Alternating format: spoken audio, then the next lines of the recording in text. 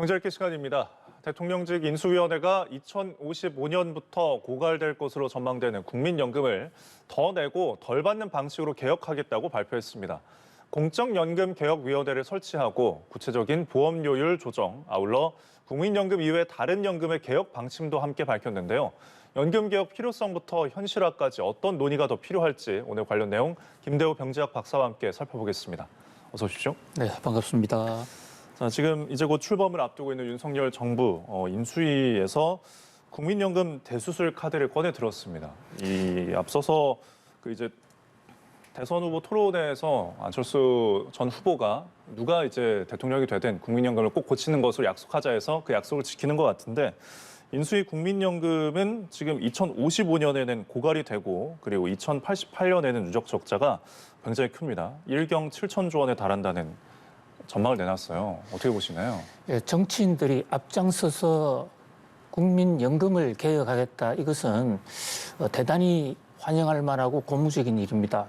왜냐하면 국민연금 개혁은 별로 인기가 없는 일이에요. 예. 인기가 없는 것을 떠나서 인기를 많이 상실하기 때문에 대부분의 정치인들은 아예 언급조차 하지 않으려고 그럽니다. 그런데 지난번 우리 대선에서 당시 유력 후보들이 국민연금만은 누가 대통령이 되더라도 고치자, 개혁하자라고 합의를 이루은 것은 우리 사회의 정치적 리더십, 정치적 지도자들의 우리 미래에 대한 어떤 뜨거운 열정을 보여준다고 하겠고요. 그것이 말로서만 끝나는 게 아니라 이번 당선된 윤석열 당선인의 인수위에서 구체적으로 국정 어젠다, 과제로 집어넣어서 바로 본격적으로 국민연금 개혁에 들어가겠다 한 것에 대해서 상당히 큰 기대를 걸어봅니다. 지금 만약에 국민연금을 개혁하지 않고 이대로 가만히 두면요.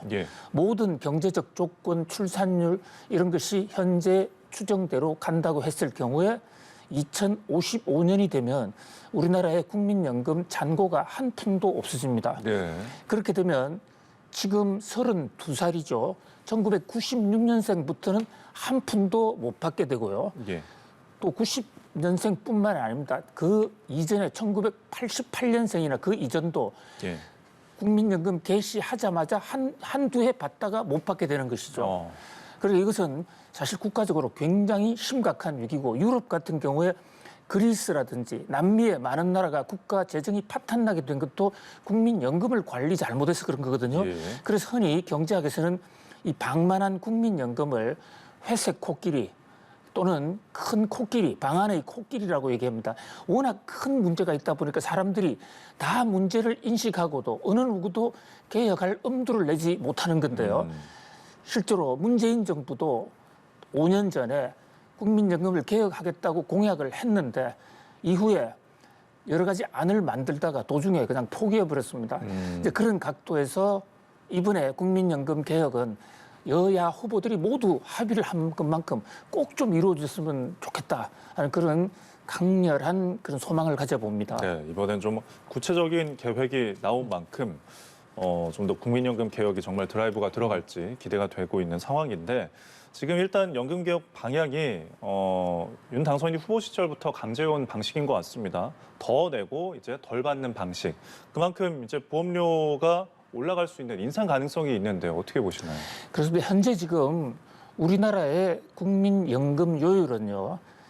직장인의 경우에 자기가 받는 소득의 9%를 국민연금료로 내게 돼 있거든요. 그 9% 중에서도 반은 자기가 내고 반은 회사가 냅니다. 그런데 이것을 OECD 평균치는 지금 18%입니다. 그러니까 우리나라가 절반밖에 내고 있지 않은 것이죠. 그다음에 이제 소득 대체율이라고 그래가지고 내는 것에 비해서 얼마만큼 많이 받느냐를 보면 또 이것은 OECD 평균치보다 더 많이 받고 있어요. 그렇다 보니까 현재 국민연금을 개혁하는 유일한 방법이 지금 인수위에서 얘기하는 대로 더 내도록 하는 겁니다. 일단. 그다음에 나중에 연금 수급 연도가 되면 덜 받는 거.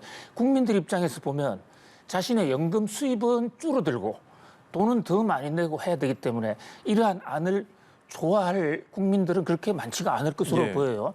그런데 문제는 이것을 그대로 둔다면 아무도 못 받게 되는 돈을 못 받는 문제를 떠나서 나중에는 국가 재정이 파탄이 되는 이런 심각한 문제가 있거든요.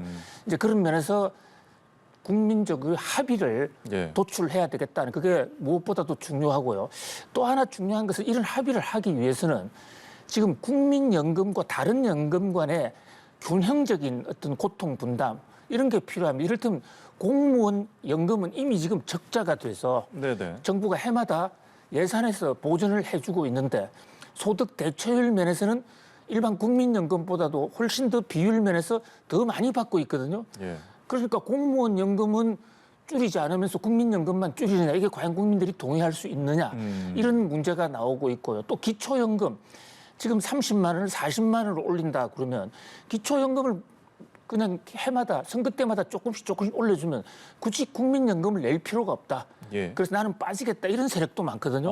그래서 사회 전체 연금 제도를 다 같이 고치면서 각 계층이 전부 우리의 미래를 위해서 좀 고통을 조금씩 나누어 분담하는 그런 사회적 합의 과정이 그 무엇보다도 중요한 것으로 보입니다. 네, 각자의 정말 그 생각이 다르기 때문에 그러니까 예를 들어서 국민연금을 이제 빠지겠다는 입장에서는 지금 내가 100이라는 이제 돈을 냈는데 그 100도 못 받게 되는 현실이 올 수 있는 거잖아요. 그렇습니다. 예, 그렇기 때문에 빠지겠다는 건데 과거에는 국민연금이 좀 선택적이지 않았나요? 지금은 의무화가 된 상황이죠. 예, 지금도 의무화가 이제 돼 있는데 의무화는 직장인들의 경우만 의무화가 돼 있어요. 그런데도 불구하고 소규모 직장이나 이런 데는 아예 그 납부하지 않는 그런 비율이 적지 않습니다. 이제 대규모 직장은 내야 되지만 일반 국민들 그러니까 직장에 가입하지 않거나 개인 사업자의 경우에는 본인이 원하면 가입할 수 있는데 여긴 지금 의무화가 안 돼 있죠. 이 대목도 다 같이 한번 검토해봐야 될 문제라고 생각이 됩니다. 그렇습니다. 그래서 지금 또 이제 그런 공무원 연금, 군인 연금, 사학연금 포함해서 이제 4대 연금으로 이제 치는데 아까 말씀하신 것처럼 각 연금마다 지금 다루는 게 다르기 때문에 이것을 이제 통합하자라는 계획도 나오고 있어요. 그래서 뭐 이것이 거론된 거는 과거부터 나왔지만 진짜 추진하는 건 이번 정부가 처음인 것 같은데요. 그렇습니다. 예, 이 국민들 연금과 공무원 연금, 군인 연금 다 같은 국민들인데 이것을 나누어서 이래 운영하다 보니까 서로가 상대 연금은 내보다도 덜 내고 더 많이 받는 거 아닌가 이런 이제 의구심을 갖고 서로를 견제하고 좀 비판적으로 보는 이런 그 부작용이 나타나고 있는데요. 그렇습니다. 대부분의 선진국의 경우는 연금이 다 통합이 되어 있습니다. 그런데 우리나라는 연금이 일부러 통합을 하지 않은 게 아니라 국민연금은 1988년에 도입했고 그보다 먼저 공무원 또 군인연금은 그 앞서서 그 도입 시기가 다르다 보니까 결국은 다른 길을 가게 됐거든요. 다른 길을 갔는데 지금 공무원 연금과 군인 연금은 완전 적자입니다. 그러니까 정부 재정에서 돈을 대주지 않으면 현재 군인 연금, 공무원 연금을 더 이상 지급할 수 없는 상황이에요. 그런 상황인데 국민 연금만 왜 이 상황에서 더 내라고 그러느냐, 덜 받으라고 그러냐 그런 어떤 논쟁이 붙을 수가 있기 때문에 이 문제에 대해서 지금 앵커님 말씀하신 대로 다 같이 통합을 하면서 같이 조정하는 것이 그것이 국민 화합에도 더 좋지 않을까 이런 생각을 해봅니다. 네, 화합적 측면에는 이제 좋을 수 있지만 이게 각 집단마다 또 이해관계가 다르기 때문에 반발이 있을 것 같은데요. 그렇습니다. 그러니까 이제 이미 분리해서 출발은 했으면 그것은 우리 기한의 이익이나 기득권이 있기 때문에 그것까지 강제로 통합할 수는 없는 거지 않습니까? 그래서 자기는 분리된 상태에서 군인연금을 가입했다, 또 공무원연금을 가입했다. 그 사람들은 그렇게 별도 계정으로 취급을 하더라도 연금 개혁할 때 이제 지금 새로 공무원에 진출한다든지 군인에 진출하는 이런 것부터 통합을 해서 단계적으로 좀 통합을 하는 수는 있겠죠. 현재 지금 만약에 연금이 적자가 날 경우에 군인연금과 공무원연금은 국가가 보증하고 있습니다. 그러니까 군인과 공무원들은 연금이 적자가 나도 못 받을 가능성은 없는데 국민연금은 국가가 보증하고 있지 않습니다. 이 대목도 여러 가지 이제 갈등의 소지가 되어 있는 것이죠.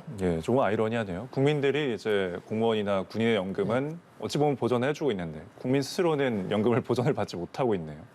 네, 그렇습니다. 자, 이제 다음 주제로 넘어와서 환율 이야기를 하겠습니다. 지금 현재는 뭐 1,260원대인데 1,300원대를 넘지 않을 것이냐라는 전망도 있거든요. 그럼 이렇게 환율이 오르면은 전통적으로 금융위기나 혹은 경제위기를 거론하긴 하는데 지금 어떤 상황인가요? 예, 환율이 무너진다는 것은, 그러니까 환율이 급등한다는 것은 우리나라 통화 가치가 뚝뚝 떨어진다는 것이거든요. 그러니까 같은 미국 1달러를 바꾸는데 종전에는 1,200원만 있어도 바꿀 수가 있었는데 지금은 1,300원이나 줘야 된다. 그만큼 우리나라의 대외 결제 구매력이 떨어지는 것이죠. 그리고 나라가 망할 때, 국가 부도가 날 때 첫 번째 나오는 징후가 환율의 급등입니다. 그 나라 돈 가치가 떨어지는 것이죠. 그런데 지금 그래픽에 보시면 우리나라 돈 가치 최근에 돈 가치가 많이 떨어졌거든요. 환율은 올라갔단 말이죠. 자, 그런데도 우리나라에 지금 신용 등급이 뭐 국가 부도가 난다든지 이런 조짐은 거의 없습니다. 무디스나 S&P 한국 신용 등급 굉장히 높게 보고 있고요.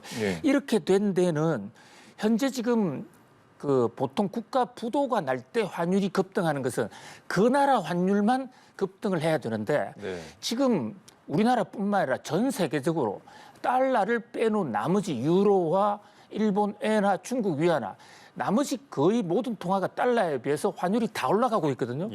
그러니까 우리 돈이 특별히 환율이 높거나 우리 돈의 가치가 우리 돈만 떨어지는 게 아니기 때문에 현재 우리 환율이 좀 오른다고 해서 대한민국 경제가 위기다 이런 것은 아니라 이런 지적입니다. 그러니까 그런 면에서는 일단 국가 신용도 면에서는 큰 걱정할 필요는 없지만은 다만 우리는 지금 물가가 급격히 오르고 원자재를 석유, 가스 같은 걸 거의 대부분 외국에서 들여다 쓰는데 그게 지금 가스료도 올라가고 국제 유가도 올라가는데 거기다가 환율마저 올라가게 되면 우리는 물건 값이 2배로 뛰게 돼서 국민들의 물가 부담, 그다음에 그 원가 부담이 높아지면 결국은 나중에 물건을 만들어서 수출할 때 우리나라의 수출 경쟁력도 떨어질 수 있기 때문에 뭐 일각에서는 기획재정부의 홍남기 부총리 같은 분은 현재 우리 환율이 위기 수준이다. 라고 하면서 구두 개입을 지금 본격적으로 하고 있는데 반해서 한국은행의 신임 이창용 이 한국은행 총재 같은 경우에는 다른 나라 통화에 비해서 우리나라 환율이 크게 오른 것은 아니다. 이렇게 좀 서로 다른 시각을 보이고 있기도 합니다. 결국은 지금 이제 환율이 오르는 게 우리나라 뭐 돈의 가치가 떨어졌다기보다는 달러의 가치가 워낙 높게 올라가기 때문에라고 볼 수 있을까요? 그렇습니다. 지금 미국 달러가 급격히 오르는 요인은요. 미국은 그동안에 금리 인상을 하지 않았던 것을 이제 이번 주부터 본격적으로 금리 인상을 할 것으로 예상되면서 또 세계 경제가 불안해지면서 세계 경제가 불안해졌을 때는 그래도 미국 달러가 안전하다 해서 세계의 돈이 지금 달러로 모여들고 있고요. 또 하나 변수가 우크라이나 변수인데요. 우크라이나 사태가 터지면서 유럽 경제가 지금 어렵지 않습니까? 그런데 지금 달러 가치를 산정할 때 유로화의 비중이 전체 달러 가치 산정의 50% 이상이 유로화에 의해서 달러 가치가 결정이 되거든요. 유로화 떨어지고 또 일본 엔화도 중요한데 일본은 지금 물가가 오르지 않는 나라이기 때문에 계속 금리를 내리고 있는 마이너스 금리거든요. 그러다 보니까 전체적으로 달러만 오르는. 근데 우리나라 돈은 다른 나라하고는 일단 환율을 결정을 하지 않고 달러하고 먼저 결정한 다음에 재정 환율이라는 방법으로 다른 나라하고 환율을 이제 간접적으로 적용하다 보니까 우리는 오로지 미국 달러하고만 정하다 보니까 달러가 오르면 그 영향이 우리나라한테 훨씬 더 많이 오는 이런 상황이 지금 내재가 되어 있는 것인데요. 그러니까 이번에 달러 환율의 그 우리나라 환율의 상승은 우리 경제가 잘못된 요인하고는 거의 관계가 없다. 그런 면에서 국제사회에서 한국의 환율이 오른다고 해서 특별히 한국 경제 나쁘다고 지금 보고 있지 않기 때문에 우리 스스로 너무 그래 걱정할 필요는 없다. 이제 그런 지적이 나오고 있는 것입니다. 그렇습니다. 국제 신용 평가사들도 우리나라의 신용 등급을 뭐 앞으로 전망도 안정적으로 보고 있기 때문에 일단은 뭐 FOMC가 이번 주에 예정되어 있어서 지켜봐야 될 것 같습니다. 한 가지 말이죠.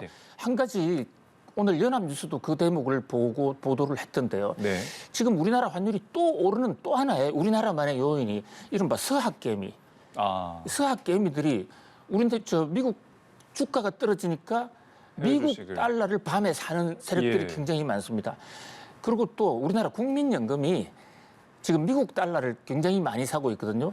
그러다 보니까 우리나라 돈을 달러로 바꾸어 가지고 그것을 미국의 주식을 사다 보니까 그 돈이 미국으로 가는 바람에 수요 공급이 무너져서 우리나라의 원화 환율이 더 오르고 우리나라 돈 가치가 떨어지는 그런 요인 발생하고 있거든요.